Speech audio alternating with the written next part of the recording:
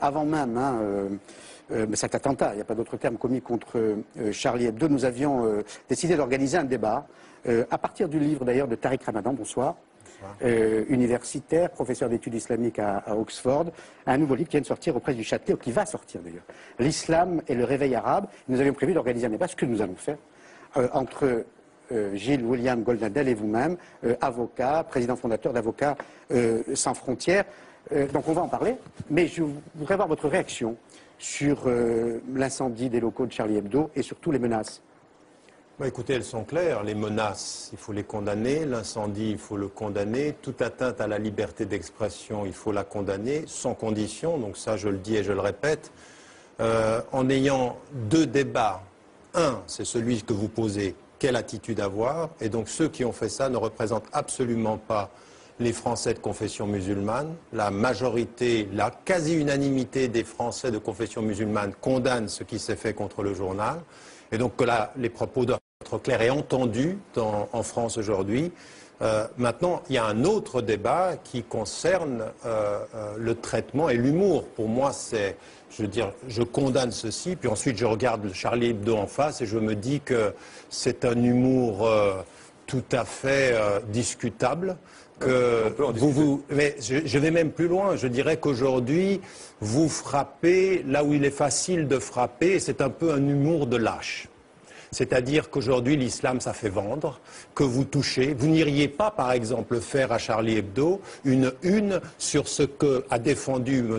Goldnadel, un avocat, lorsqu'il est intervenu contre une chaîne publique française, contre la liberté d'expression des journalistes, en disant que c'était absolument scandaleux de couvrir ce qui se passait en Israël de cette façon-là. Monsieur Ramadan, non mais laissez-moi terminer. Juste un point, c'est pour vous dire que autant il faut avoir une position de principe ferme, intellectuellement, et ça vous devez l'entendre, ce que vous êtes devenu, Charlie Hebdo, n'est pas ce que vous fûtes. Ce que vous êtes maintenant, c'est aujourd'hui dans le courant qui est tout à fait dans le sens de pouvoir alimenter jusqu'à ce que dit Marine Le Pen. Pour vous répondre simplement, parce qu'il parle de M. Goldnadel qui est juste là. Vous nous avez jamais menacé de procès, vous nous avez jamais poursuivi. Je le ferai jamais. Vous le ferez jamais.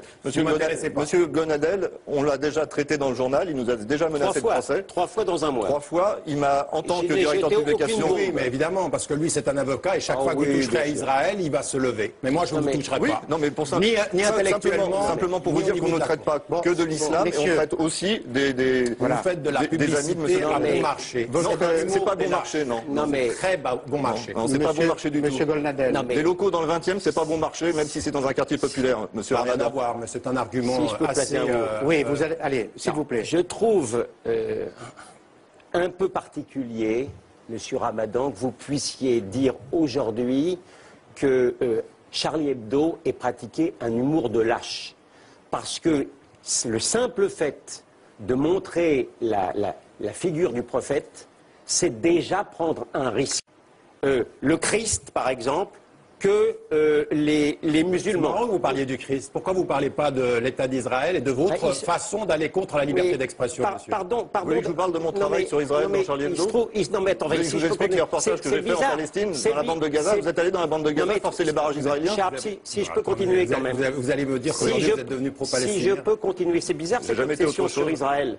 Vous autorisez... C'est parce que vous êtes en face de moi. C'est bizarre. Vous autoriserez un avocat français de considérer qu'aujourd'hui, la religion la plus calomniée en France, c'est pas la religion islamique, c'est pas la religion juive, c'est la religion chrétienne. C'est ainsi. Alors si je le dis, j'ai encore le droit de le dire. Ensuite, vous avez fait allusion. C'est faux. Vous avez, bien sûr. Vous avez fait. Pardonnez-moi, mais la semaine dernière, nous organisions un débat ici même entre des intégristes catholiques et le directeur du théâtre du Rond-Point, Jean-Michel Ribes, parce que les intégristes catholiques critiquent très sévèrement la représentation du Christ dans une pièce. Je pensais par exemple au Christ plongé dans l'urine, l'histoire de Pisse-Christ. Il y a beaucoup de choses qui sont peut-être contestables, mais qui n'ont rien à voir avec jeter des bombes. Là où je rejoins... Mais comment vous savez que c'est des musulmans qui l'ont fait?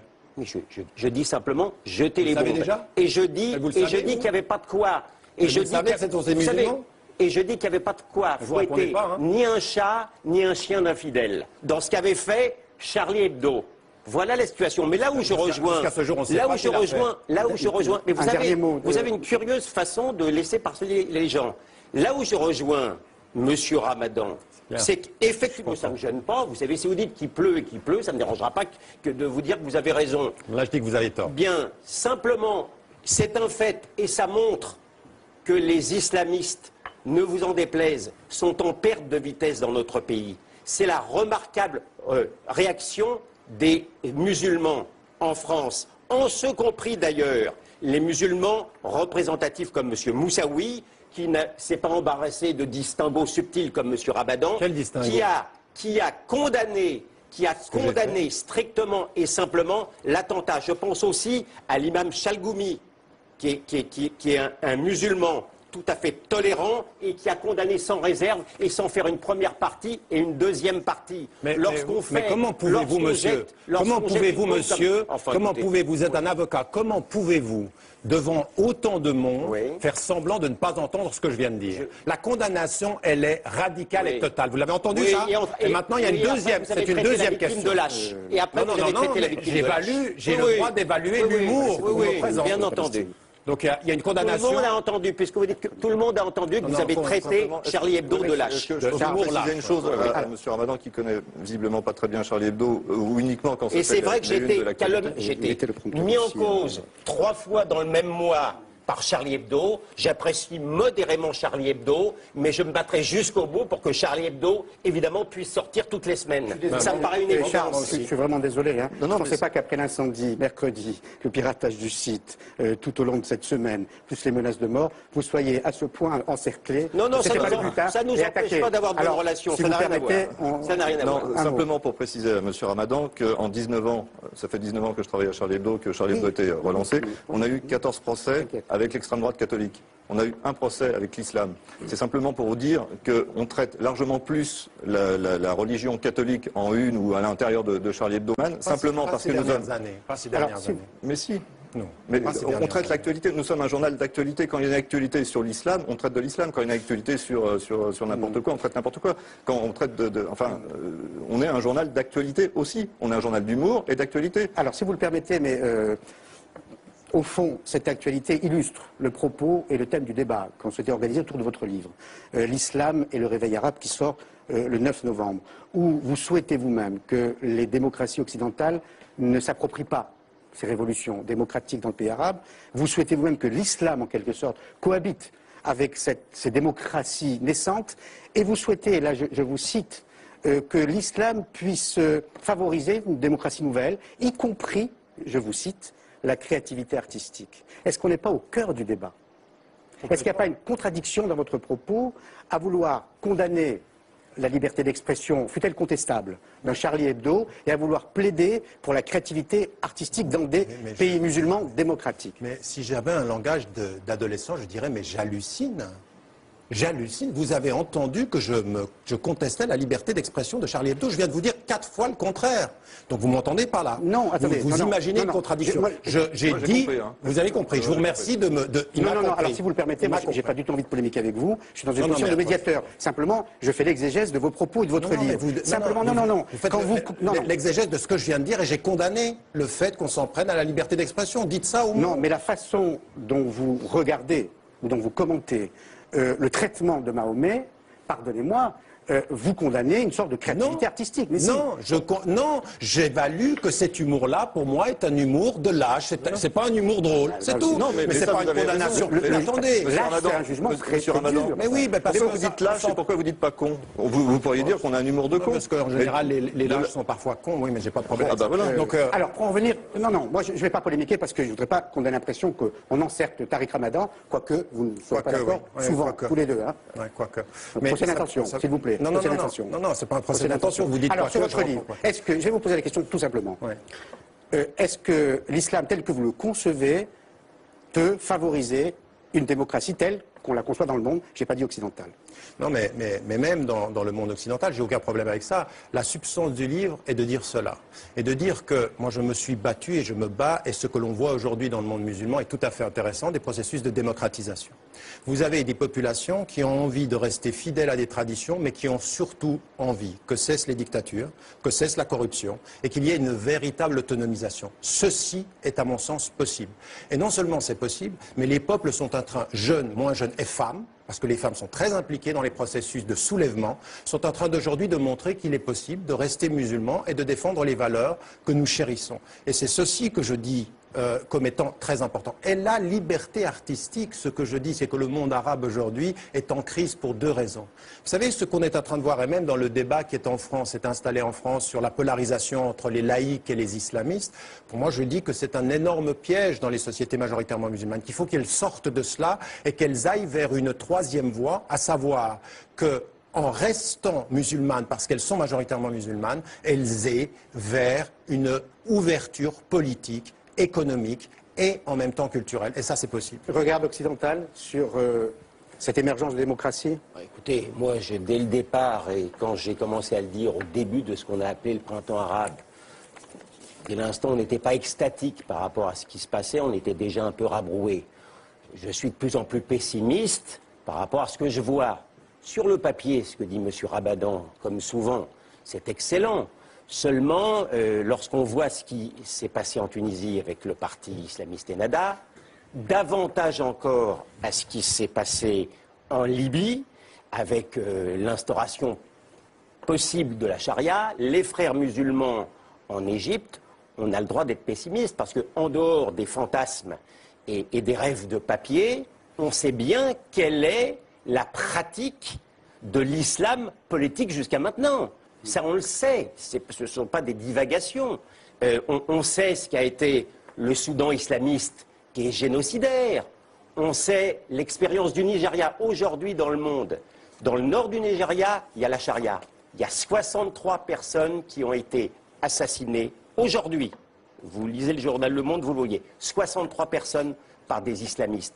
Le Hamas, qui est l'émanation plus ou moins des frères musulmans à Gaza, dès l'instant où il a eu une structure à Gaza, c'était la fin de la liberté pour les femmes. On sait le sort pour les homosexuels. Donc, pardon, j'aimerais beaucoup me tromper, mais la pratique de l'islam politique est totalement en infraction avec ce que dit souhaiter M. Ramadan, ce compris d'ailleurs la création artistique en Tunisie. On a vu les manifestations et les excuses qu'a été obligé de faire le patron de la chaîne tunisienne sous prétexte qu'on avait passé le film de l'iranienne Satrapi. C'est un véritable crève-cœur. Et pourtant, en même temps, les peuples ont le droit de voter dans le monde arabe. Et on ne peut pas, même si ça ne nous plaît pas, on est bien obligé de prendre, évidemment, tirer les conséquences de ce qui se passe. Donc c'est un véritable crève-cœur. Et pardon, moi je suis pessimiste. Moi, je me suis engueulé avec ce monsieur sur des plateaux de télé parce que j'étais pas d'accord et j'étais optimiste. Bon, voilà. Ben, moi, ce que j'aimerais dire par rapport à ça, je pense qu'il y a un certain nombre de questions qu'il ne faut pas éviter. C'est-à-dire que l'islam politique, d'abord, n'est pas mort aujourd'hui. Il faut reconnaître une chose, c'est que sur les 30 dernières années, il y a des évolutions. Souvenez-vous, en Turquie, on disait, au moment où arrivait Erdogan, ce sont des islamistes, ça ne va pas marcher. Il y a eu une évolution. Ce que je crois qu'il faut faire, c'est parier aujourd'hui que dans le débat, on a même vu Moncef Marzouki, qui est un laïc, dire il faut que nous entrions dans un débat. Il faut qu'il y ait un débat critique et que nous donnions la chance à ces dynamiques-là de montrer qu'elles sont véritablement démocrates ou non. Mais on ne peut pas, depuis Paris, décider que les peuples votent mal parce que ça ne nous plaît pas. Il faut, de ce point de vue-là, respecter ces... On peut dire qu'on n'est pas d'accord. Mais l'exemple que vous prenez, M. Ramadan, le problème, c'est que l'exemple que vous prenez, vous n'en avez malheureusement pas beaucoup d'autres à votre actif, c'est un faux exemple. Parce que la Turquie, c'est encore aujourd'hui un pays laïque, d'une part. Et puis d'autre part, il ne faut pas non plus rêver sur l'exemple turc. C'est pas non plus exceptionnel. Donc, malgré tout, vous n'avez pas véritable d'exemple pratique à nous opposer. Si vous parlez du monde arabe, j'en ai pas. Parce que le monde arabe est totalement verrouillé, il l'a été pendant longtemps, maintenant on a des dynamiques. Donc à ce moment précis de l'histoire, plutôt que de regarder ce qui s'est passé en disant on n'a pas d'exemple, essayons d'observer ce qui est en train de se passer. Qui, il y a une année, aurait pu penser qu'en Tunisie, en Égypte, on allait avoir ces mouvements-là? Donc, avant d'avoir une conclusion qui soit totalement négative, laissons à ces peuples-là. Mais ça veut dire aussi que de là où nous sommes à Paris, il faut entendre la voix de musulmans démocrates qui sont aujourd'hui dans l'exigence qu'on les écoute. Tout en conservant notre esprit critique. Oui, voilà. même les Palestiniens. Allez, d'un mot, on attend votre prochain numéro. Le prochain numéro mercredi, en espérant qu'on passe à un autre sujet pour que M. Ramadan ne pense pas qu'on traite l'islam toutes les semaines dans Charlie Hebdo. Merci beaucoup, messieurs. Clip, ça serait bien. Je cite Mais on en a déjà parlé, il faudrait vous abonner. Je cite... Abonnez-vous, il est au courant. Non, vous me l'offrirez gratuitement, c'est un cadeau. L'islam et le réveil arabe de Tariq Ramadan. Je cite votre dernier ouvrage, Réflexion sur la question blanche, du racisme blanc au racisme anti-blanc. Et j'attends de citer la semaine prochaine. On aura enregistré l'émission, mais dans 15 jours, je citerai la nouvelle une de Charlie Hebdo. Merci beaucoup.